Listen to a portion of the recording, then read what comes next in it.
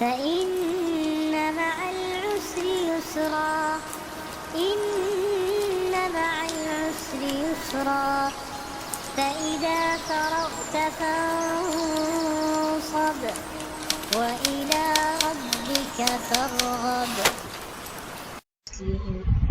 ان کو دوبارہ سے ایک بار دیکھتے ہیں.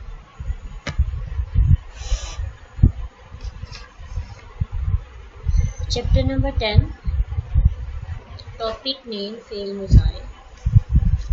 اس کو ہم پاسٹ ٹینس تو نہیں کہہ سکتے, فیوچر اینڈ پریزنٹ ٹینس کہہ سکتے ہیں دونوں.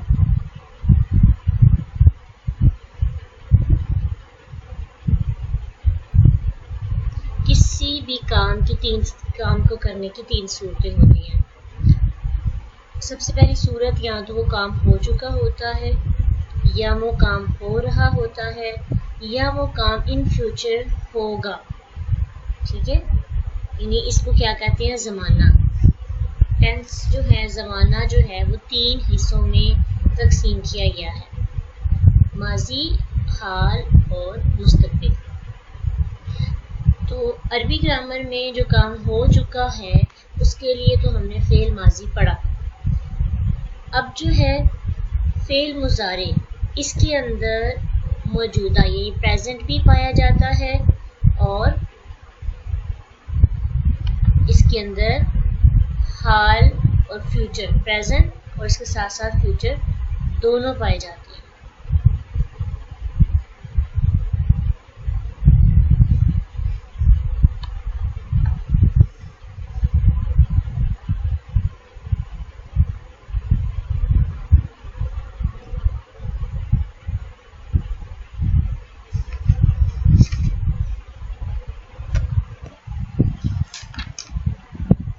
عربی زبان میں جو مضارع ہے یہ لفظ زرعن سے نکلا ہے.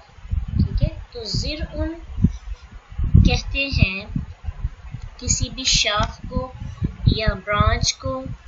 تو اس لیے مضارع کو, فعل مضارع کو اس لیے مضارع کہا جاتا ہے کیونکہ اس میں سے 2 برانچز نکلتی ہیں, 2 شاخیں نکلتی ہیں. ایک شاخ کون سی, ایک برانچ کون سی, زمانہ حال کی, پریزنٹ کی طرف جاتی ہے, اور دوسری جو برانچ ہے جو فیوچر کی طرف جاتی ہے, مستقبل کی طرف. تو اب یہ تینوں ٹینسز کمپلیٹ ہو گئے نا آپ کے. بس ٹینسز جو ہے بیسکلی ان کی سمجھ آ جائے نا تو باقی معاملات میں پھر بھی آسانی ہو جاتی ہے. تو اس لیے فعل کے چیپٹرز کو ذرا تھوڑا دھیان سے دیکھیے. جنہوں نے فعل ماضی نہیں بھی کیا وہ کم از کم فعل مضارع کو ہی سیکھ لیں, بعد میں باقی کور کر لیں. کیونکہ فعل مضارع قرآن میں اس کی بہت زیادہ تکرار ہے, زیادہ تر یہی ٹینس استعمال کیا گیا کیونکہ یا تو پریزنٹ کی بات ہوئی ہے یا پھر فیوچر کی ہوئی ہے. تو اس اعتبار سے فعل مضارع کا استعمال کیا گیا ہے. ایک وقت میں مضارع کے اندر 2 ٹینسز پائے جاتے ہیں, اور اس کے متعلق آپ کے ذہن میں یہ کویشچن ضرور ہوگا کہ ہمیں کیسے پتہ چلے گا کہ ہم پریزنٹ کے میننگس یعنی پریزنٹ کا ترجمہ کریں گے یا پریزنٹ کے بارے میں لیں گے یا فیوچر کے بارے میں لیں گے. تو انشاءاللہ وہ آگے جب آپ چیپٹرز پڑھیں گے تو آپ کو سمجھ آ جائے گی کہ پریزنٹ کی ٹرانسلیشن کرنی ہے یہ پریزنٹ ٹینس ہے یا فیوچر ہے. اور بعض اوقات دونوں ہو جاتے ہیں. دونوں سینس سے اگر ہم دیکھیں تو ہمارا آنسر یعنی ہماری ٹرانسلیشن بالکل ٹھیک ہوتی ہے. اس کے علاوہ کوئی نہ کوئی پیچھے کوئی قرینہ پایا جاتا ہے, کوئی وجہ ہوتی ہے جس کی وجہ سے پتہ چل جاتا ہے کہ یہ پریزنٹ یہاں پہ لیا جائے گا یا پھر فیوچر لیا جائے گا. انشاءاللہ اس کو ہم جب دیکھیں گے نا تو ہمیں مزید اس کی سمجھ آ جائے گی. تو عربی گرامر میں ہم نے دنیا میں جو فعل ماضی سے تعلق رکھنے والے کچھ سیغے ہم نے پڑھے تھے. عربی گرامر کی دنیا سے ماضی کے جو سیغے تھے وہ ہم نے پڑھے تھے 3. کون کون سے سیغے تھے ذرا بتائیے, کسی کو یاد ہو. فعل ماضی کی 3 ڈائیاں, جن ڈائیوں کی مدد سے مزید ہم جو ہے ان کی گردانیں بناتے ہیں اور ان کو سیکھتے ہیں.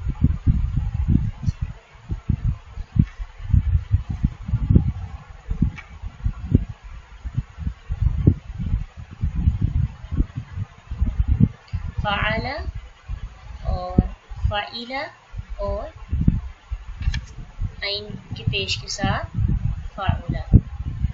ٹھیک ہے، یہ تین ہے جس کی مدد سے ہم مزید جو ہے اس میں فعل ماضی کی گردانیں بناتے ہیں. اس کی ایک ایگزامپل اپنے مائنڈ میں لائیے نا کہ کون کون سی فعلا کی وزن پر، فعلا پر وزن یعنی اس کے وزن پر کوئی فعل ماضی جیسے ذہبا، اور فائلہ کے وزن پر اگر کوئی ہو، فائلہ کے وزن پر کیا ہوگا. ایک مثال فعلہ کے وزن پہ تو ہو گیا نا ذہبا، جلسا، دخل، کتبا، فتح، یہ سارے کس کے وزن پر ہیں؟ ضربا کے وزن پر. اور فائلہ کے وزن پر سامعہ، ویری گڈ، شاربہ، فارحہ، بالکل. اور پھر فعولہ کے وزن پر فعل ماضی کی صیغوں کی مثال، فعولہ کے وزن پر کاروما، بالکل،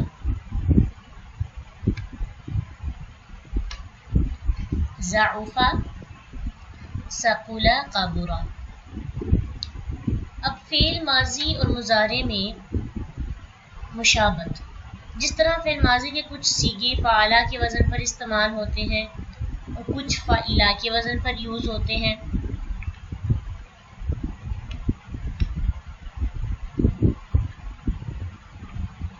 اور کچھ صیغے جو ہیں فعولہ کے وزن پر استعمال کیے جاتے ہیں. اسی طرح مضارع کے اندر بھی تین اوزان ہیں. کون کون سے؟ یفعلو، یفعیلو، یفعلو. جس طرح ماضی کے تین اوزان ہیں، تین ڈائیاں ہیں، اسی طرح مضارع کی بھی تین ڈائیاں ہیں جن میں سے نکل کر فعل مضارع کے الفاظ جو ہیں وہ ریڈی ہوتے ہیں، پروڈکٹ تیار کی جاتی ہے. آپ کو بات یہ سمجھ میں آ گئی ہوگی جب لاسٹ ٹاپک ہم نے ماضی کا سیکھا تھا کہ جیسے کیک بنانے کے لیے ایک سانچے کی ضرورت ہوتی ہے، اس سانچے کے اندر آپ اپنا را مٹیریل ڈالتے ہیں، اور پھر اس سانچے کی طرح کا اگر آپ کا ہارٹ والا سانچہ ہے تو ہارٹ کی طرح کے کیک تیار ہو جاتا ہے. اگر سرکل میں ہے تو سرکل کیک ہے، اگر اسکیئر میں ہے تو اسکیئر کیک تیار ہو جاتا ہے. تو جیسی شیپ ہوتی ہے نا ویسی پروڈکٹ آپ کو ملتی ہے.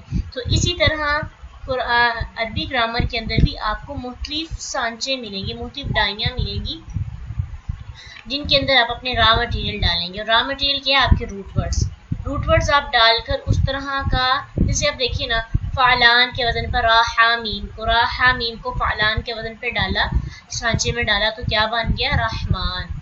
اور پھر فعیل کے وزن میں ڈالا تو کیا بن گیا؟ رحیم. اس لیے جیسا سانچہ ہوگا پروڈکٹ ویسی ہی تیار ہو کر ہمارے پاس ہمیں مل جائے گی. تو اب دیکھیے فعل ماضی اور مضارع کی دونوں قسموں کی مثالوں پر اگر غور کریں تو آپ کو پتہ چلے گا کہ تبدیلی کہاں پہ آتی ہے. ذرا غور کیجئے کہ تبدیلی جو ہے وہ کہاں پہ آتی ہے.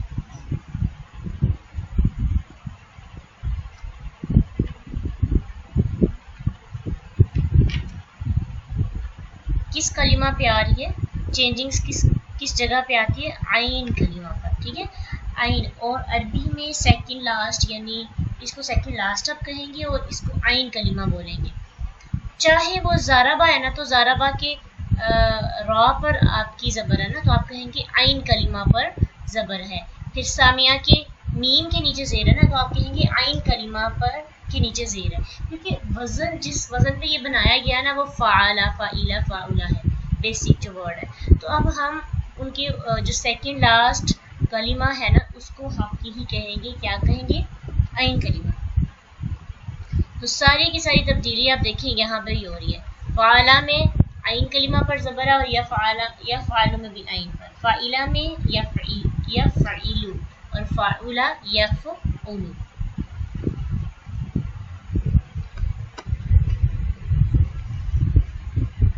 اب اس کی فعل مضارع کی نا کچھ علامتیں ہیں، اس کو بس ذہن میں رکھنا ہے. ابھی جو آپ فعل ماضی کی ایک ورڈ پڑھ رہے ہیں، یا فعلو، یا فعیلو، یا فعولو، یہ فرسٹ پرسن کے لیے استعمال کیا جاتا ہے. پرسنس بھی ہوتے ہیں نا، first person, second person, third person. تو فرسٹ پرسن کے لیے یوز کیا جاتا ہے یعنی غائب، ایبسنٹ، جس کی بات ہو رہی ہے وہ حاضر نہیں ہوتا. تو اس کی 4 علامتیں ہیں جو ذہن میں رکھنی ہے مضارع کی. سب سے پہلی علامت ہے یا. یا استعمال ہوتا ہے وہ کے لیے یعنی فرسٹ پرسن کے لیے. تو یا وہ کے لیے استعمال کیا جاتا ہے.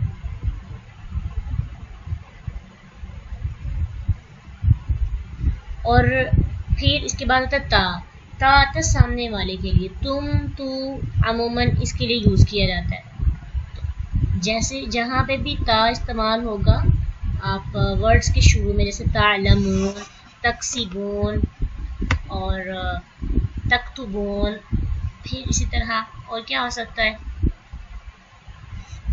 تخرجون. تو جن الفاظ کے شروع میں تا ہوگا مضارع اس کی ٹرانسلیشن تم یا تو کریں گے. جیسے تنصرون, بالکل یہ بھی ہو سکتا ہے. اور یا ہوگا ینصرون, تو پھر کیا ہوگا کہ اس کا میننگ ہوگا وہ. یہ دونوں چیزیں بہت امپورٹنٹ ہیں, اس کو بس ذہن میں رکھیں. آپ کو عربی کی جو قرآن کی ٹرانسلیشن یاد کرتے ہیں نا اس میں بھی آسانی ہو جائے گی. اب آ جاتا ہے الف. آنا. آنا کی جگہ پہ الف یوز ہوتا ہے. اگر مضارع کے شروع میں الف آ جائے یعنی تو اس کا میننگ ہم کرتے ہیں میں. اب ماضی اور مضارع کا تھوڑا سا فرق یہاں پہ متکلم کے لحاظ سے چیک کریں.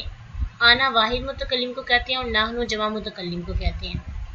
تو ماضی کے اندر یہ تھا کہ واحد متکلم کے لیے تا پیش والی آتی تھی لاسٹ پہ. اب مضارع کے اندر یہ ہے کہ شروع میں الف آ جاتا ہے. ٹھیک ہے, تو یہ چیز بھی یاد رکھنی ہے کہ جیسے اذهب, تو اذهب کا مطلب کیا ہوگا کہ میں جاتا ہوں یا میں جاؤں گا. اور نذهب, نون شروع میں جو نون لگا دیں گے متکلم کا تو اس کا کیا مطلب ہوگا نذهب, ہم جاتے ہیں یا ہم جائیں گے. انصر, ٹھیک ہے, اعلم.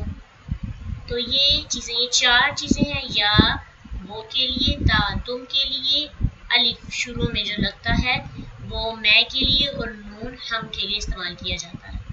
اس کی ایک ہمارے پاس دعا ہم پڑھتے ہیں نا اکثر, اس میں بھی ہم اس کی پریکٹس کرتے ہیں, لیکن اس سے پہلے کچھ ہم ورڈز دیکھتے ہیں. یذہب, یذہب جو ہے اس کے شروع میں یا آئی. تو یا کس کی علامت ہے مضارع کی. ٹھیک ہے, ذاہبہ اس کا روٹ ہے ذاہبہ, اور ایکسٹرا ورڈ شروع میں کیا لگا یا. اب آپ کو آسانی سے پتہ چلے گا. اب آپ کہیں گے ہمیں کیسے پتہ چلے گا کہ یہ یا جو ہے شروع میں آئی ہے یہ مضارع کی ہے. آپ کو روٹ ورڈز کی سمجھ آ جائے گی نا, تو روٹ ورڈ سے پہلے جو ایکسٹرا پہ یا لگی ہوگی تو آپ کو پتہ ہوگا کہ یہ یا مضارع کی ہے. ایکسٹرا جو ورڈ ساتھ لگے ہوتے ہیں نا وہ اذان کے لگے ہوتے ہیں. جس طرح رحمان ہے نا, تو رحمان میں را ہا میم نکال دیں, الف بھی زائد ہے اور نون بھی. تو کیسے فعلان کے وزن پر. تو یہ وزن کے لام وزن کا ہے الف اور نون. تو جب روٹ ورڈز آ جاتے ہیں تو پھر ایکسٹرا ورڈز کی پہچان ہو جاتی ہے, اس کی وجہ سے انسان وزن تک پہنچ جاتا ہے. تو یذہب واحد کے لیے آتا ہے, یذہبانی تثنیہ کے لیے, اور یذہبون جمع کے لیے. یہ سارے کے سارے ایبسنٹ جو نہیں ہوتے سامنے ان کے لیے استعمال کیا جاتا ہے. وہ جاتا ہے یا وہ دو جاتے ہیں یا وہ سب جاتے ہیں یا وہ سب جائیں گے.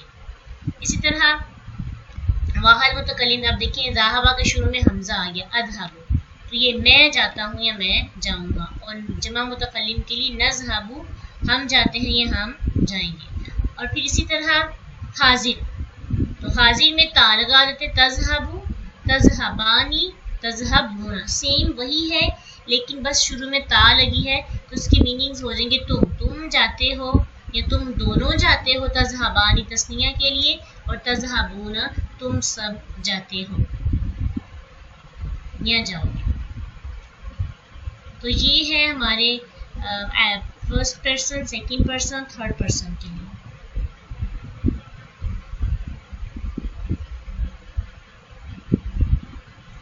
اور فرسٹ پرسن کیا ہے یذہب, یذہبان, یذہبون. سیکنڈ پرسن کیا ہے تذہب, تذہبانی, تذہبون. اور تھرڈ پرسن اذہب اور نذہب. ہم ایک دعا سیکھتے ہیں اور پڑھتے ہیں, اللہم انی استخیرک بعلمک واستقدرک بقدرتک. تو اب اس میں دیکھیں کہ کچھ مضارع کے صیغے استعمال کیے گئے ہیں، جیسے کہ پہلا ہے اسألو کا، اسألو و اسألو، سألہ سے ہے، سین حمزہ لام اس کا روٹ ورڈ ہے، اور جو شروع میں حمزہ لگا ہے اسے پتہ چلتا ہے کہ یہ ایکسٹرا ہے. اسألو میں سوال کرتا ہوں، اور اس کی جگہ اگر نون لگا دیا جائے تو کیا ٹرانسلیشن ہوگی اس کی، ذرا بتائیے.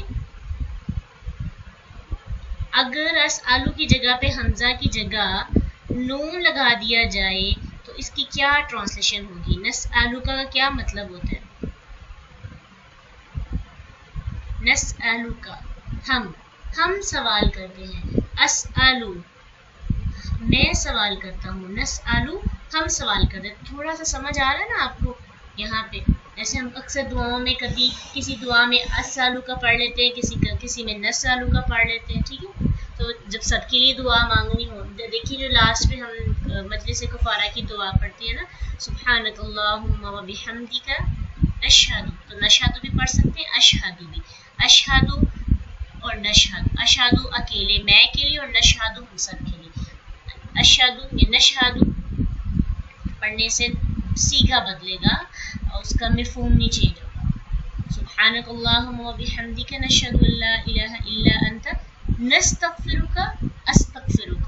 نستغفرک ہم بخشش مانگتے ہیں، بخشش طلب کرتے ہیں، نستغفرک، اور استغفرک میں بخشش طلب کرتا ہوں. من فضلک العظیم فإنک تقدر، ٹھیک ہے. اگر بے شک تو طاقت رکھتا ہے، تو اختیار رکھتا ہے، تو تقدیروں میں کیا ہے؟ تا، اور تا کس کے لیے آتی ہے؟ سامنے مخاطب کے لیے. تو مخاطب کون ہے؟ اللہ. اس لیے تا اس کا میننگ کیا کریں گے؟ تو طاقت قدرت رکھتا ہے. اور اقدیرو، اب اقدیرو کیا ٹرانسلیشن ہوگی؟ اس کی ٹرانسلیشن آپ خود کریں. اقدیرو کی، تقدیرو کی تو چلے ہو گئی نا، تم طاقت رکھتے ہو یا تم اختیار رکھتے ہو. اگر تقدیرو کی جگہ پہ یقدرو ہو جاتا تو پھر اس کی ٹرانسلیشن کیا ہونی تھی؟ یقدرو، یا لگا دیتے. اقدرو کا تو ہو گیا میں طاقت رکھتا ہوں، اوکے، میں طاقت رکھتا ہوں. اور اگر یقدرو ہو تو وہ طاقت رکھتے ہیں. ماشاءاللہ آپ کو تو بہت اچھی سمجھ آ جاتی ہے، بہت ایزی ہے نا یہ سب چیزیں، مشکل نہیں ہے. جی گرامر اب کس کس کو ایزی لگ رہی ہے اور کون انٹرسٹ لے کس کو سیکھ رہا ہے؟ چلیں کلاس کے دوران یہ بھی بتا دیا کریں نا، تاکہ مزید مزے کے ساتھ ہم انجوائے کر کے پڑھیں. ہینڈ ریز کر کے بتائیں کس کس کو گرامر انٹرسٹنگ اینڈ انجوائبل اور مزے کی ٹیسٹ والی لگتی ہے.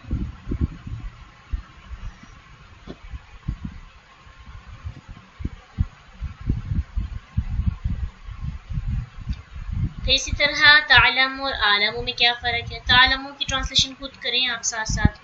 تعلم کی کیا ٹرانسلیشن کریں گے؟ تعلم اور اعلم کیا فرق ہے دونوں میں؟ تعلم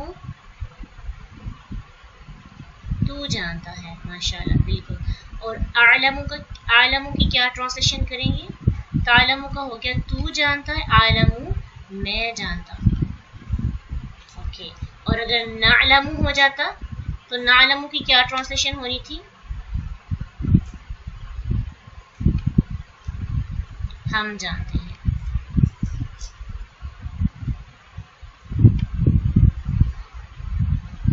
تو یہ چیزیں ہیں کچھ غور و فکر کرنے والی. تو اب جب آپ ٹرانسلیشن یاد کرتے ہیں نا تو اس میں آپ کو انشاءاللہ بہت اچھی سمجھ آ جائے گی. اور جو نئے ہیں نا اسٹوڈنٹس، تو ان کو پریشان ہونے کی ضرورت نہیں ہے.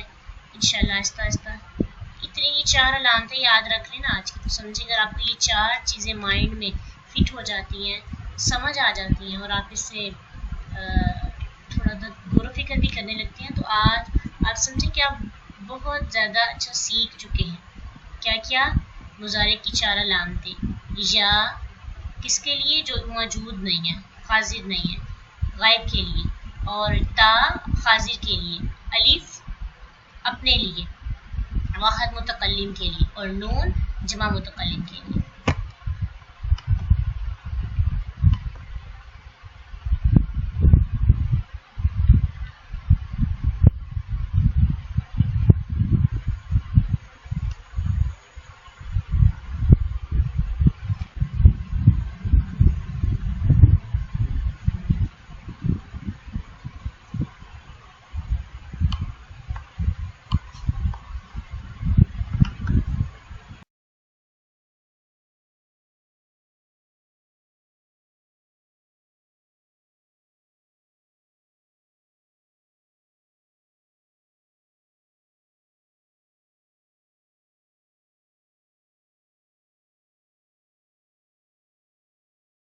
فإن مع العسر يسرا إن مع العسر يسرا فإذا فرغت فانصب وإلى ربك فارغب